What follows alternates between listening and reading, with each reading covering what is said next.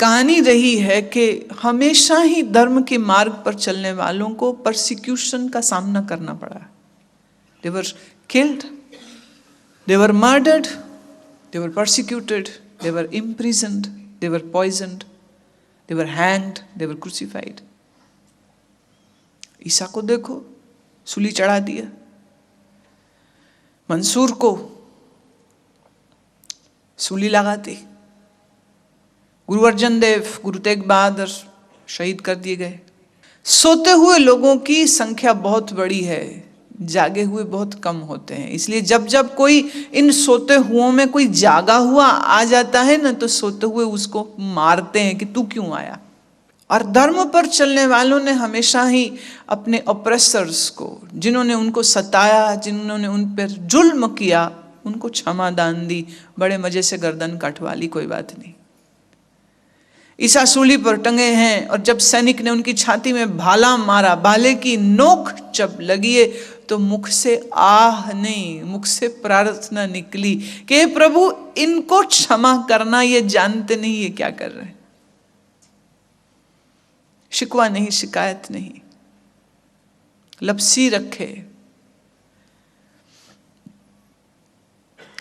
परंतु गुरु गोबिंद सिंह ने एक नया चैप्टर, एक नया क्रम जोड़ा। और वो क्रम ये था कि अब से तुम अपने ऊपर जुल्म करने वालों का जुल्म सहोगे नहीं, अब नहीं सहोगे। जुल्म का जवाब तुम्हें देना होगा, और दो तुम कैसे? होश से। तुम्हारी होश गुम नहीं होनी चाहिए। जोश और होश दोनों का सामंजस्य, दोनों का बैलेंस, दोनों का संतुलन तुम में होना चाहिए। होश ही होश रखी तो क्या किया, और जोश ही जोश रखा तो क्या किया। जोश भी हो, होश भी हो, समझ भी पूरी हो, और उस समझ के साथ साथ प्रेजेंस ऑफ द माइंड भी पूरा होना चाहिए।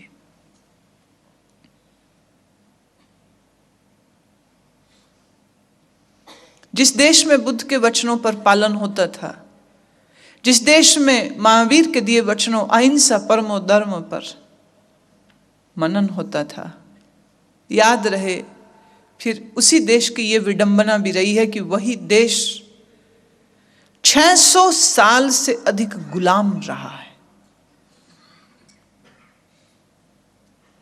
जिसका दिल किया, दस्ता बनाया, आए भारत में, लूटे खसूटे घरों को चले गए। इकलौता भारत है जिसमें पोर्चुगल, क्या कितना दूर है, पोर्चुगल, इंग्लैंड,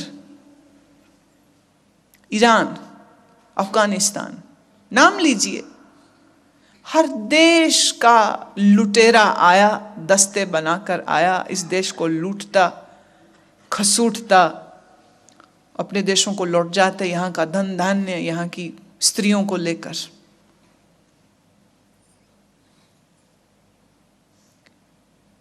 गुरु गोबिंद सिंह ने एक नई व्याख्या दी, बस बस बहुत हो चुका, अब नहीं होगा, अब नहीं।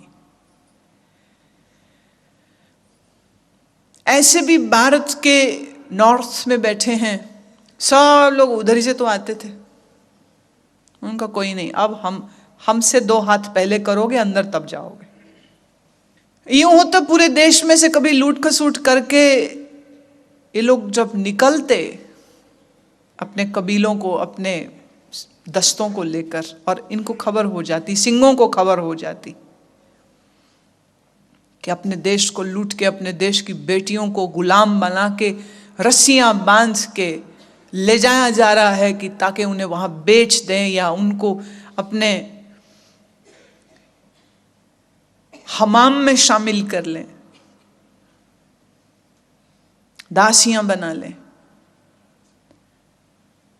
तो छोटे छोटे दस्ते बना करके खड़े हो जाते थे। बात चूंकि इस तरफ आ रही है तो मैं थोड़ा ये भी कह देती हूं, ये थोड़े से होते थे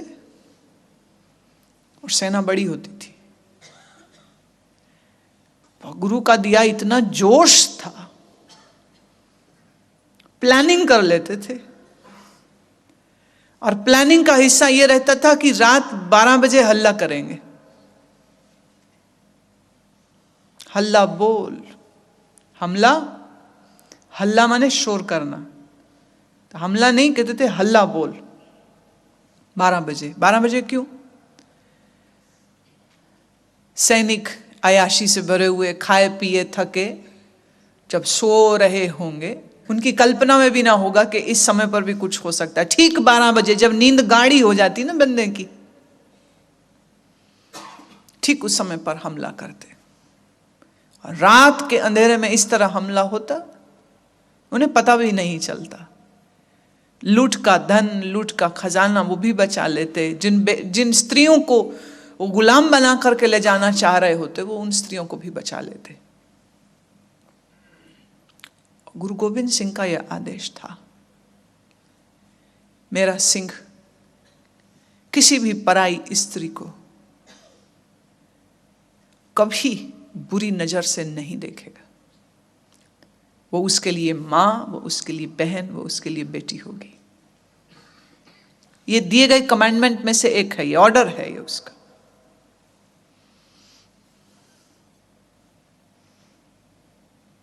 हरि सिंह नलवा के जीवन की कहानी कहते हैं। हरि सिंह नलवा को एक स्त्री मिलती है और वो कहती है कि मुझे तुझ जैसा, तुमसे बेटा चाहिए।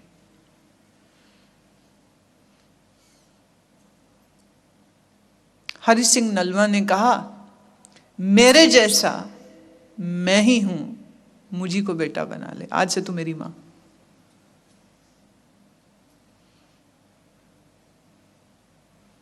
कहां वो स्त्री कामुक तो होकर हरि सिंह नलवा के साथ एक अनैतिक संबंध बनाने की चाह रख रही है, और हरि सिंह नलवा जिसको कौन रोकता, एक जनरल है, उसको कौन रोकता।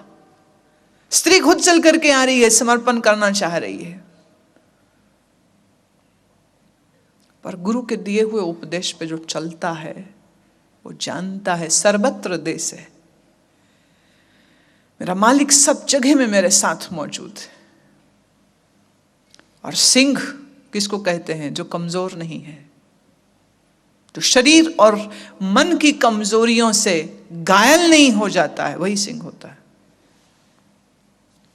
गुरु नानक से लेके गुरु तेग बहादुर किया गुरु गोविंद राय तक सिख शब्द इस्तेमाल होता था। सिख शब्द शिष्य शब्द का अपभ्रंश है।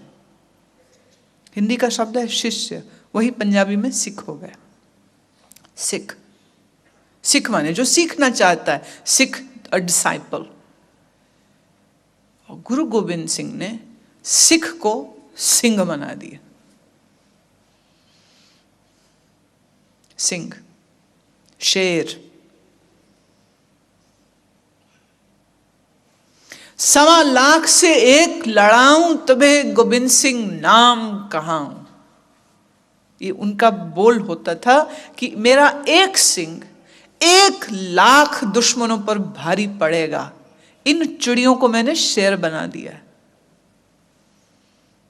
जो डरते नहीं, घबराते नहीं, जो कमजोर नहीं पड़ते, जो कमजोरों का बल होते। जैसे अकाल पुरख हमारा बल है, बस उसी बल को शेयर करना है दूसरों के साथ। फिर कहूं सामाजिक राजनैतिक स्थितियों के कारण उनको बहुत से कदम उठाने पड़े जिससे समाज में एक व्यवस्था, एक डिसिप्लिन लाया जा सके। फिर वही बात कहती हूं कि इतने स्ट्रगलिंग पीरियड में वो इस पृथ्वी पर रहे हैं। इतनी स्ट्रगल के टाइम में कब, कैसे, कहां ऐसी फुर्सत मिली जब ये जाप साहब जैसी वाणी को लिखा होगा।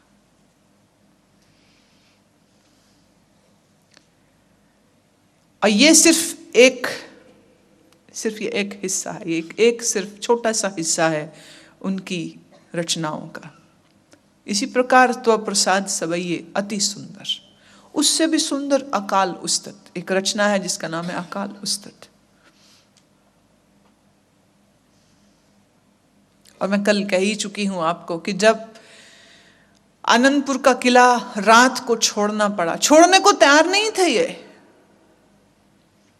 फौज ने घेरा डाल रखा था, पूरे किले को घेर के रखा है, छावनियां बंदी पड़ी, 50,000 से भी अधिक सैनिक मिले हुए हैं, कुछ हिमाचली राजा हैं, कुछ मुगल सेना है, सबने घेरा हुआ है। और अंदर सैनिक जो सिंह थे वो बहुत थोड़े थे, खाने पीने का सामान बहुत थोड़ा था। लंबे समय तक ये घेरा चला और घेराबंदी का ये वक्त फिर एक ऐसा आ गया कि जब अंदर खाना खत्म हो चुका, रसद खत्म हो चुकी, तब उस समय इन्हीं 5 प्यारों ने, इनको नाम उन्होंने 5 प्यारे दिया था। ये 5 व्यक्ति जिन्होंने उस दिन बलिदान दिया था, अपना सर गुरु के चरणों में रखा था, उनको उन्होंने नाम दिया था ये मेरे प्यारे हैं, ये मेरे 5 प्यारे हैं। इन 5 प्यारों ने उस समय कहा कि अब हम गुरु होके तुम्हें हुक्म देते हैं, तुम्हें किला छोड़ना होगा। तूने ही तो कहा था ना कि आज से तुम हमारे चेले हुए। तो हम अभी तक तो निवेदन कर रहे थे कि गुरुजी चले जाइए, गुरुजी चले जाइए, क्योंकि एक गुरु हजारों लाखों चेलों को पैदा कर सकता है, पर हजारों लाखों चेले मिलके एक गुरु पैदा नहीं कर सकेंगे। प्रार्थना करते रहे आप चले जाइए, आप जाइए, आप सुरक्षित निकल जाइए, और वो कहते नहीं हम नहीं जाएंगे। फिर इन 5 ने कहा कि अब हम गुरु बन के आपको आदेश देते, आपको जाना ही होगा। और फिर उनको जाना मंजूर करना पड़ा। अपने 4 बच्चे, अपनी मां, अपनी 3 पत्नियां,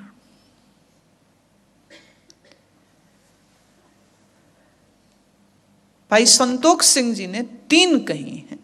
फिर मैंने कल भी कहा था कि कईयों को इसमें विवाद है। भाई संतोख सिंह का जो दशमेश चमत्कार है, इस ग्रंथ के आधार पर अगर चलें तो 3 पत्नियां थी।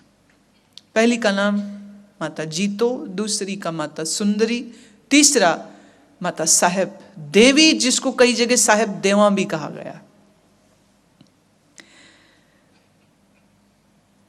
और माता साहेब देवा के बारे में भी मैंने कल कहा था कि जब आप आई थी अपने पिता के साथ दर्शन करने, तो आकर यही निवेदन किया था आपके पिता ने कि मेरी बेटी आपको पति चुन चुकी है, और अब कोई भी पुरुष इसको स्वीकार नहीं है, किसी से बयान नहीं करेगी, और ना ही कोई पुरुष इसको स्वीकार करेगा जब सबको ये जग जाहिर हो चुका है कि आपको पति भाव से देखती है, तो आपको अपनी सेवा में इसे लेना ही होगा।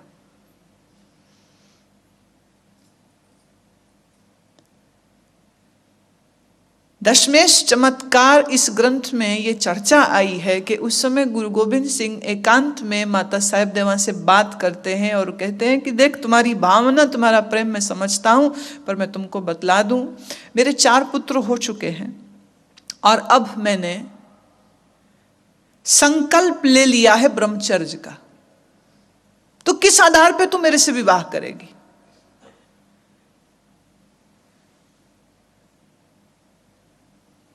साहेब देवी ने उस समय कहा कि मुझे आपसे शरीर का सुख चाहिए ही नहीं, मुझे तो सिर्फ तुम्हारी छत्र छाया में रहना, तेरी सेवा करनी,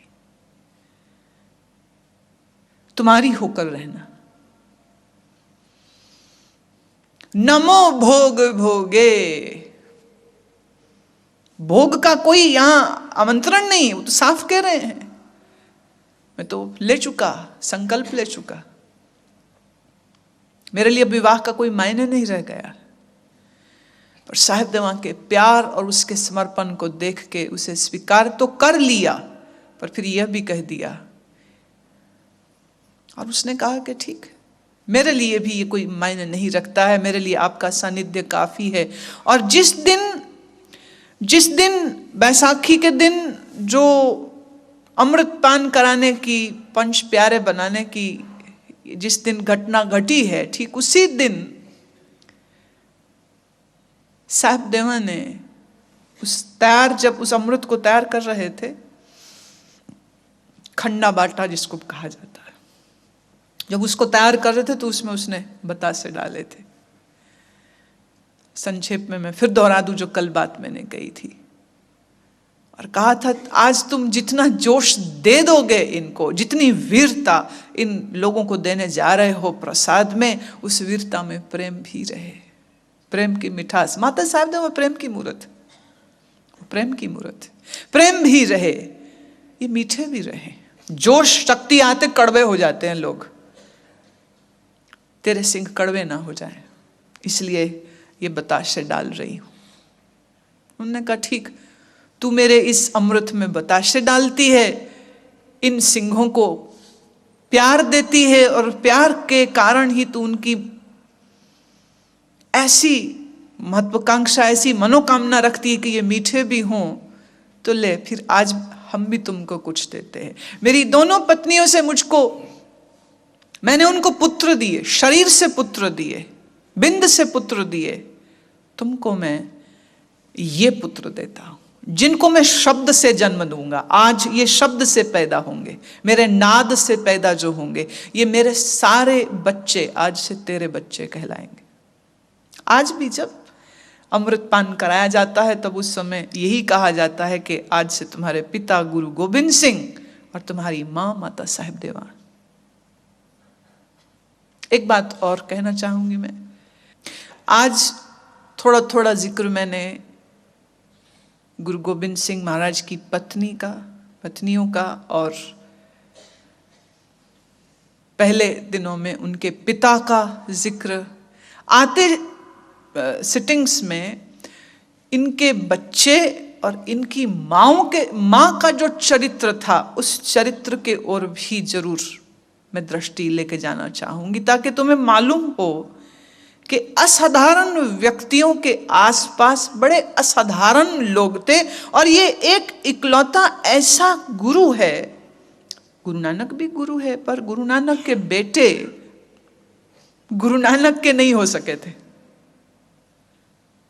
गुरु अमरदास के बच्चे भी उनको नहीं समझ सके थे, विरोधी हो गए थे। गुरु रामदास की औलाद भी पृथ्वीचंद पिता को नहीं समझ सके थे। इधर राम राय जी फिर अपने अपने पिता को नहीं समझ पाए थे।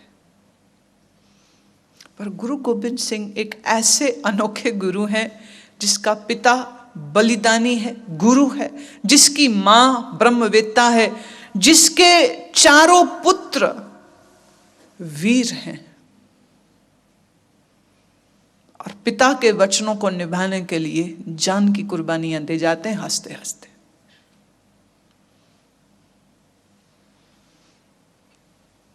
छोटी छोटी उम्रों के थे बच्चे। ये चर्चा मैं फिर किसी दूसरे समय पे करूंगी, आज की चर्चा यहीं तक। जाप साहब की वाणी की बात देखो बहुत ऊंची है। मुझे लगता है कि कई दफे जब मैं उसकी चर्चा करती हूं तो लगता है सुनते सुनते सुनते इतना एब्स्ट्रैक्ट है वो, तुम खाली से हो जाते हो, अजीब से। तो फिर मैं गुरु गोविंद सिंह के जीवन और चरित्र पे तुमको ले आती हूँ, कम से कम उतनी तो समझ आ ही जाएगी ना।